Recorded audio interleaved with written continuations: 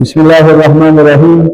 Innal hamdalillah wassalatu wassalamu ala sayyidina Rasulillah Sayyidina Muhammad ibn Abdullah wa ala alihi wa sahbihi wa man wala wa la hawla wa la quwwata illa billah. Subhanaka la ilma lana illa ma 'allamtana innaka antal alimul hakim.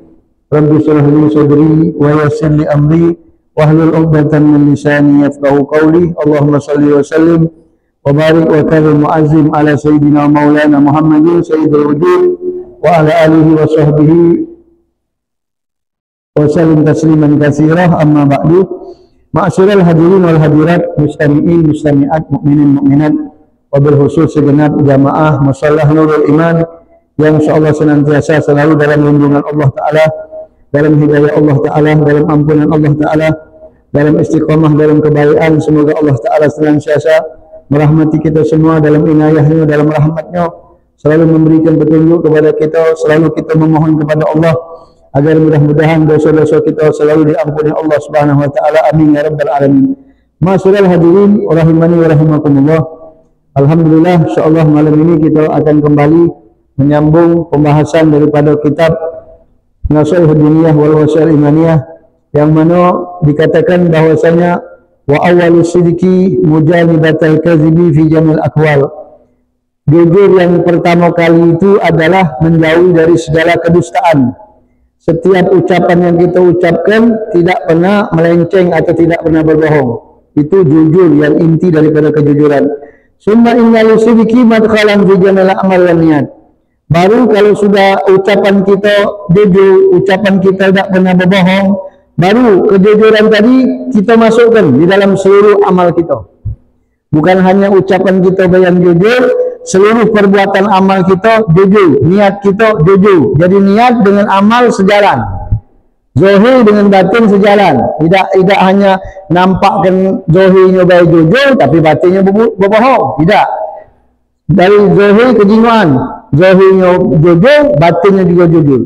Kalau sudah mengendek ke situ, amal kita sudah jujur, niat kita sudah benar, baru seluruh keadaan kita, seluruh kedudukan kita harus berusaha untuk melakukan kejujuran tersebut.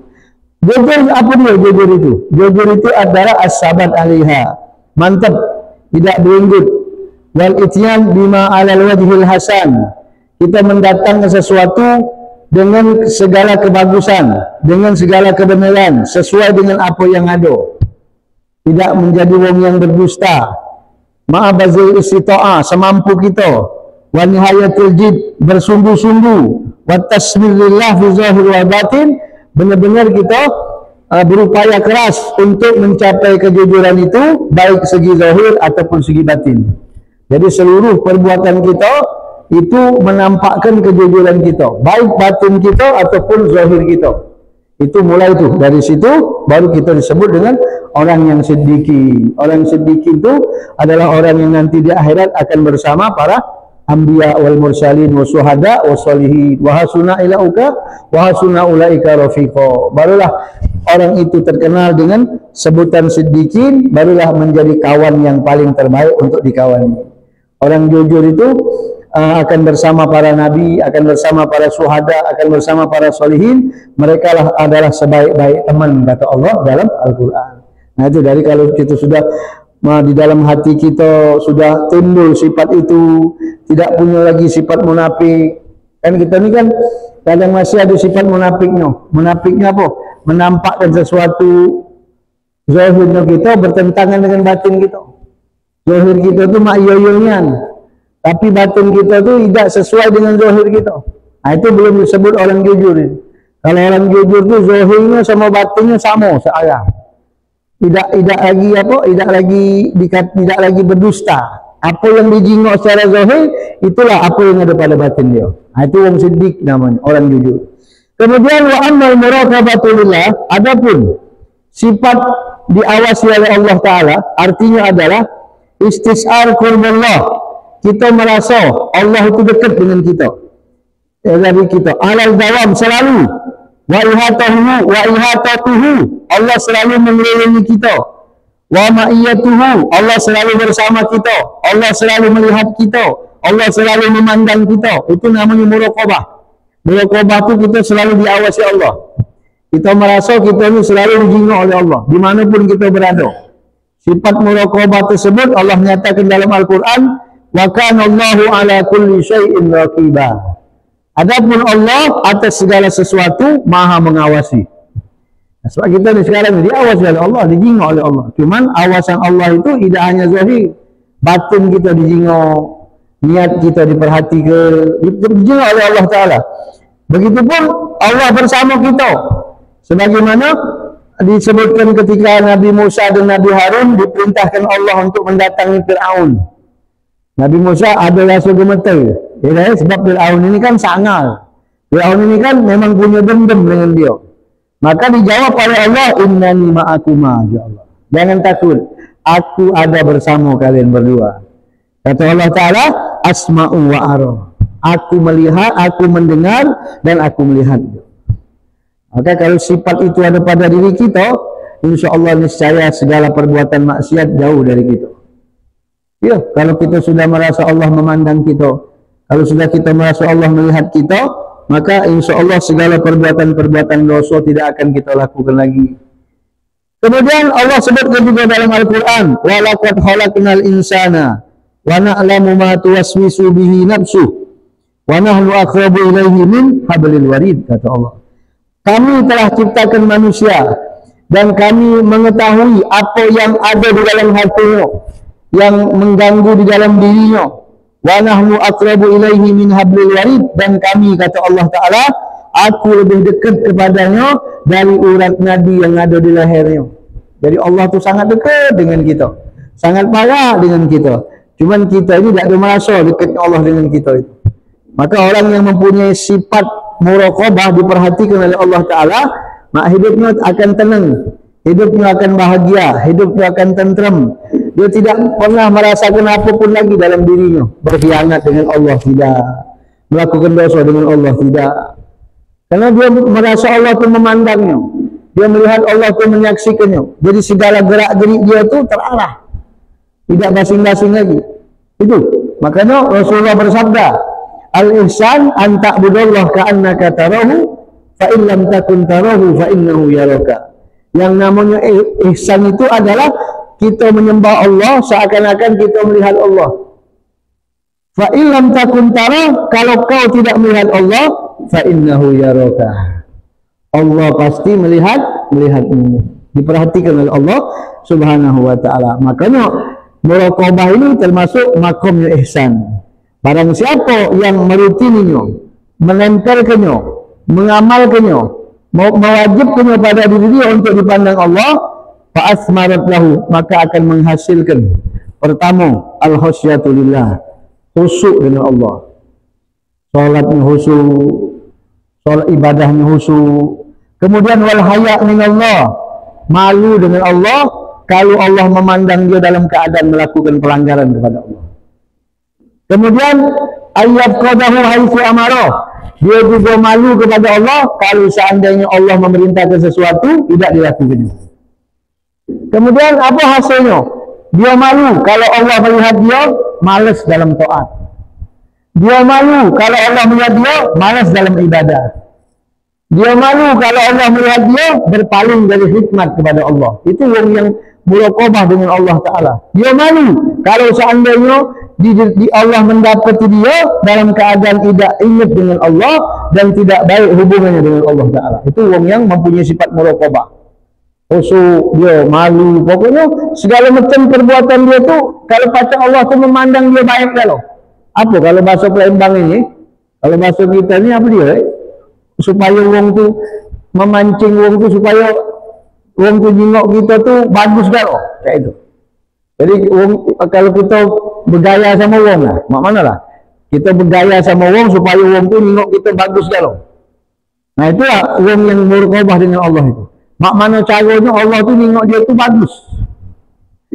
Dia berusaha untuk semaksimal mungkin menyempurnakan kekurangan diri dia. Memang manusia ni ada kekurangan kalau. Tak kata yang ada kekurangan. Pasti ada kekurangan. Cuman kekurangan kita ni ada yang ditampakkan, ada yang tidak. Tergantung dari kita tu lah. Makanya kita ni kalau punya kekurangan jangan ditampakkan. Sembunyikan kekurangan kita itu. Ya kurang akhlak, tampaknya sama orang. Ya, dan artinya kita tutupi kurang kita tadi. Ini kadang-kadang mohon maaf kekurangan kita ditampak ke sama orang. Itu tidak ada bagus. Makanya orang-orang yang benar muraqabah dengan Allah, dia berusaha untuk menutupi segala kekurangannya, menyempurnakan segala kesempurnaannya untuk Allah Subhanahu wa taala. Itu orang yang muraqabah kepada Allah taala. Kemudian sifat apa lagi yang bakal menyelamatkan kita dalam kehidupan di dunia? Husnul tafakkur. Bertafakur yang baik, istiqamah rutin dalam bertafakur. Manfaatnya banyak sekali, faedahnya besar sekali. Allah menjelaskan dalam Al-Quran, kadzalika yubayyinullahu lakumul ayati la'allakum tatafakkarun. Begitulah Allah ketika Allah menjelaskan kepada kalian bagaimana tanda-tanda kebesaran Allah, agar kalian berpikir fid dunya wal akhirah, baik di dunia ataupun akhirat. Inna fi dzalika laayatin liqaumin yatafakkarun. Di dalam alam dunia ini banyak tanda Allah agar kepada orang-orang yang mau berpikir. Sampai Allah nyatakan qul unzuru madza fis samawati wal ard. Coba kalian lihat apa yang ada di langit dan bumi, kata Allah. Jadi kita secara tidak langsung diongkon untuk bertafakur. Diongkon oleh Allah, diperintahkan Allah untuk merenungkan, memikirkan ciptaan-ciptaan Allah yang ada di alam semesta ini. Makanya Rasulullah SAW diriwayatkan bersabda, tafakkur sa'ah khairun min ibadati sittina sana. Bertafakur, merenungkan tanda kebesaran Allah 1 jam atau 1 saat itu lebih baik daripada kita beribadah 60 tahun ibadah sunnah. Maka Imam Ali pun mengomentari, kata Imam Ali mengatakan, la ibadata ka tafakur, tak kata ibadah yang lebih hebat dari tafakur. Tafakur yang mana? Macam-macam. Bagian berpikir itu macam-macam. Yang banyak jenisnya.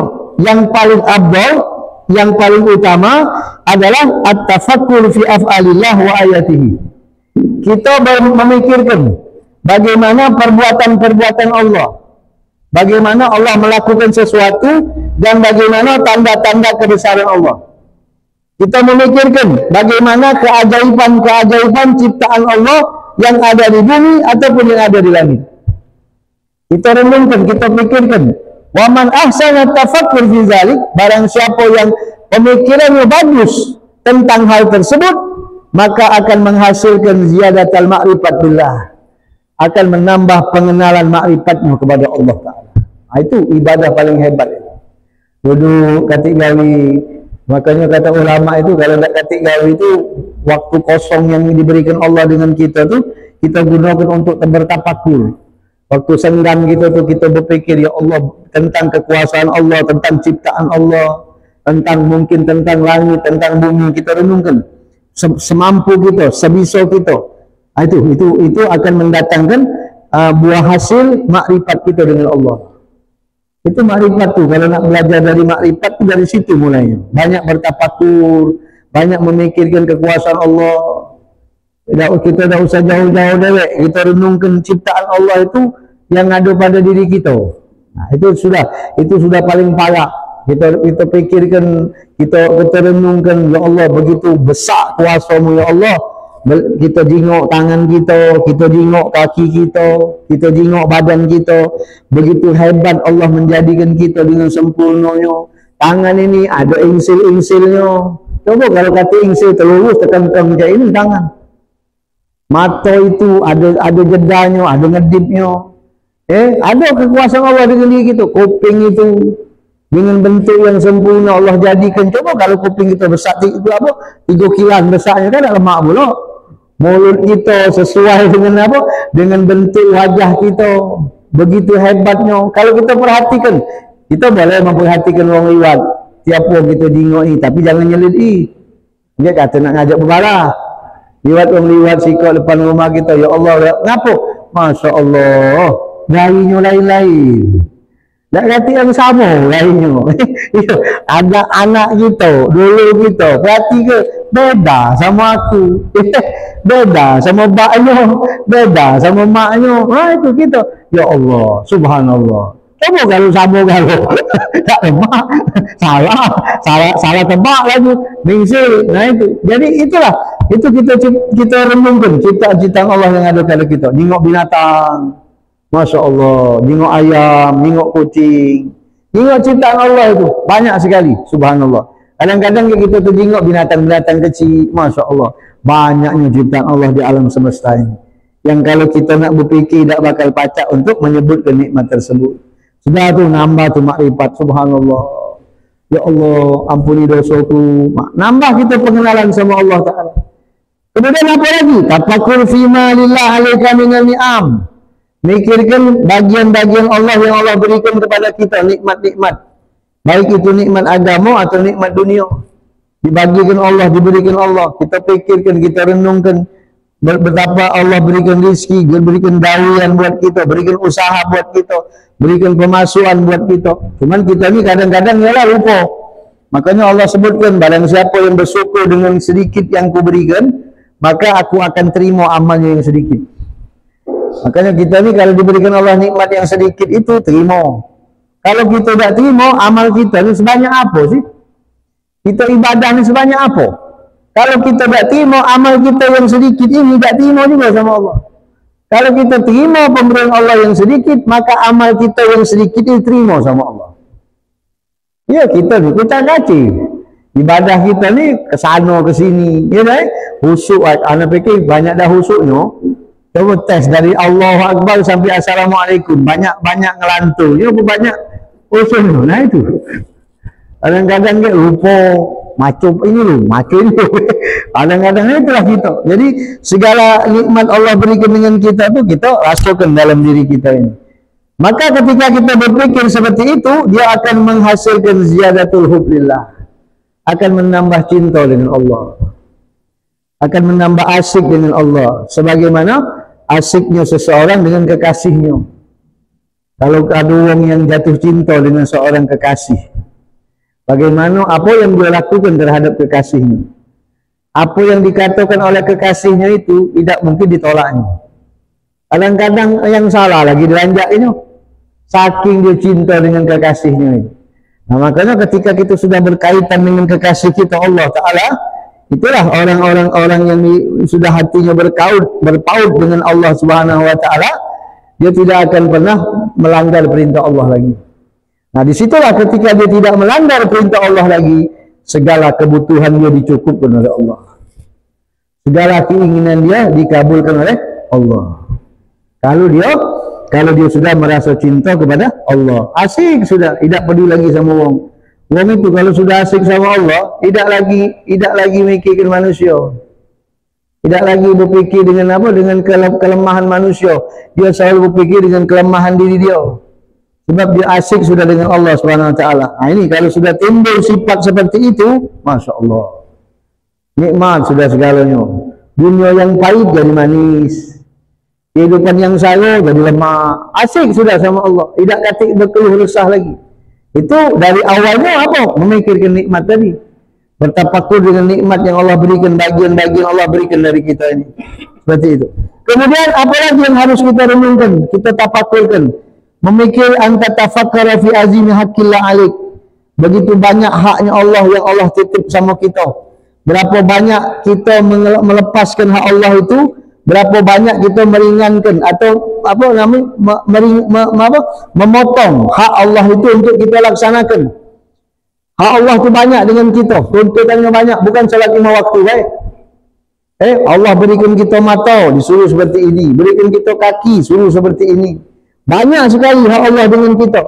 Sedangkan kita taksir, kita ni meremehkan, mengecilkan, melaksanakan perintah Allah itu sekendak kita.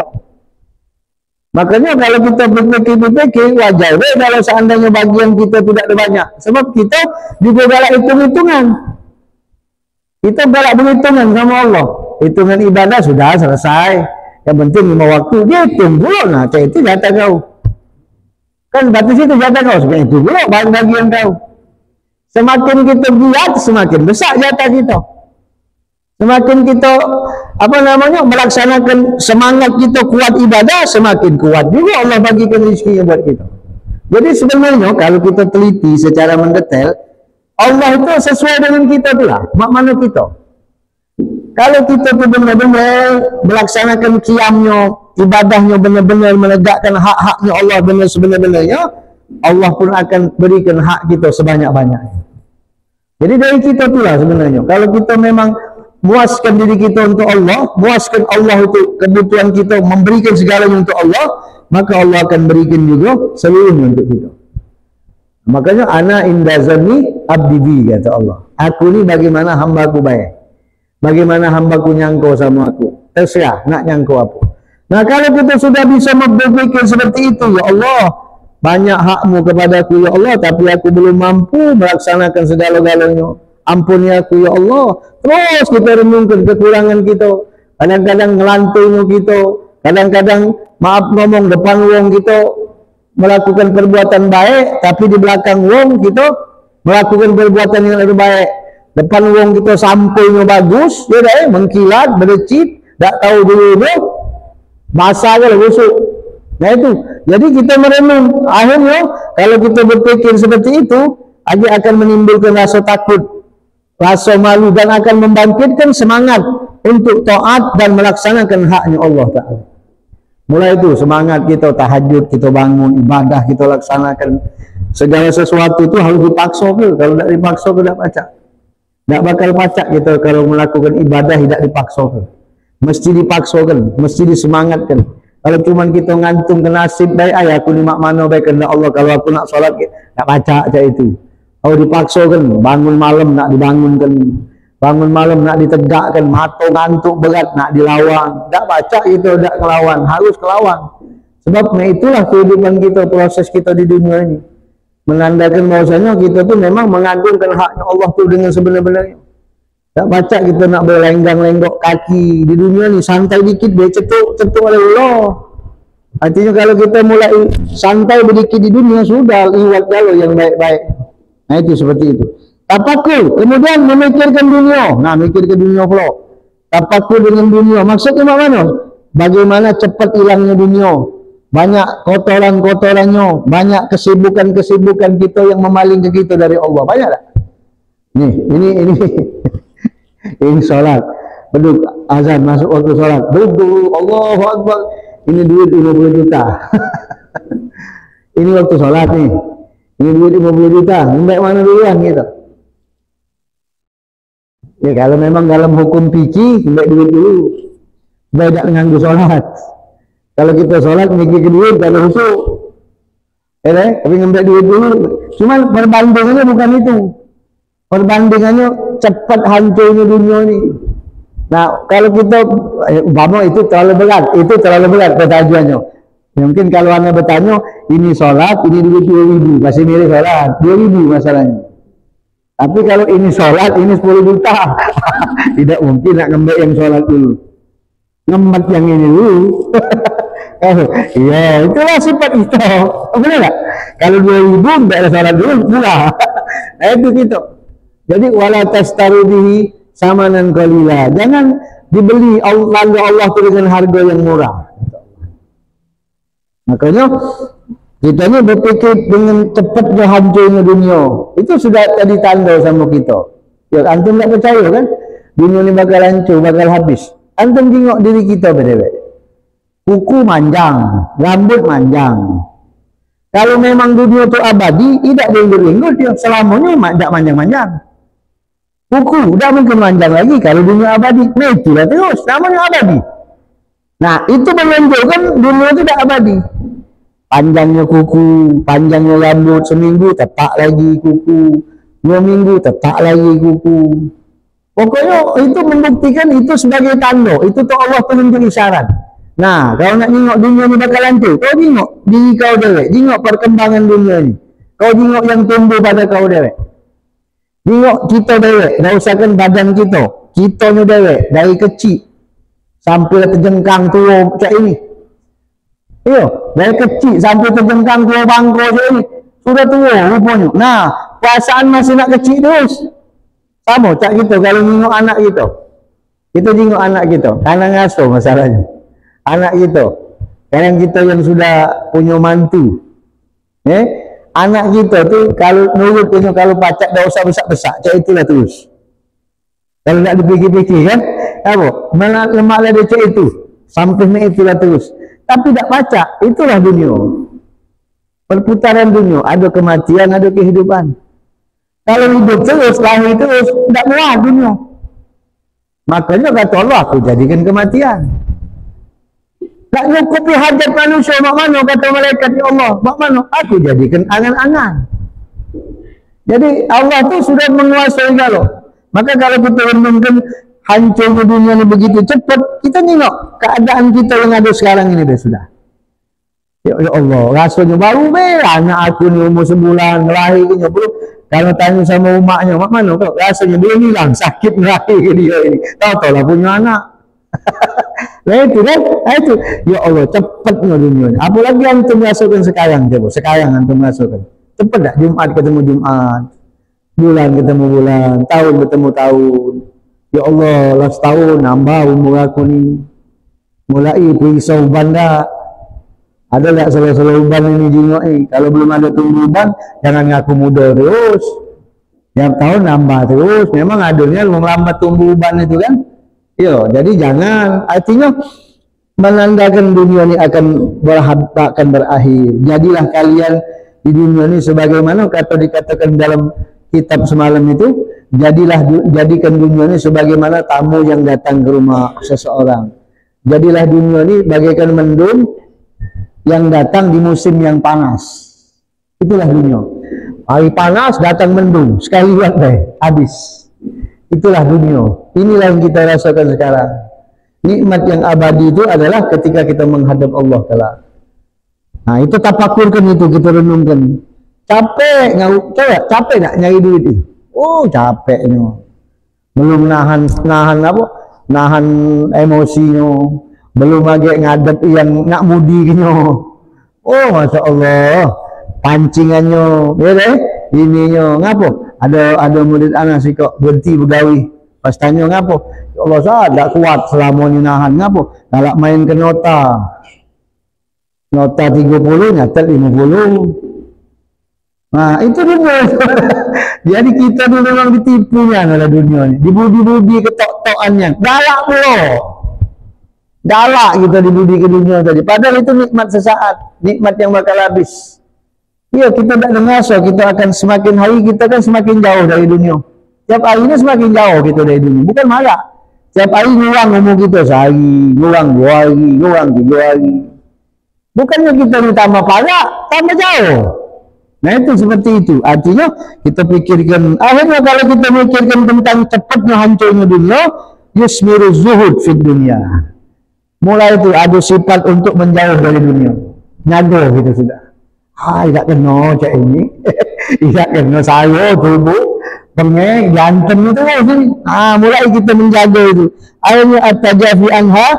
Mulai kita menjaga jarak. Wakilatul raghbah fiha. Tidak lagi menggebu-gebu dalam mengambil dunia. Dapat orderan, dapat jualan, dapat untung. Alhamdulillah.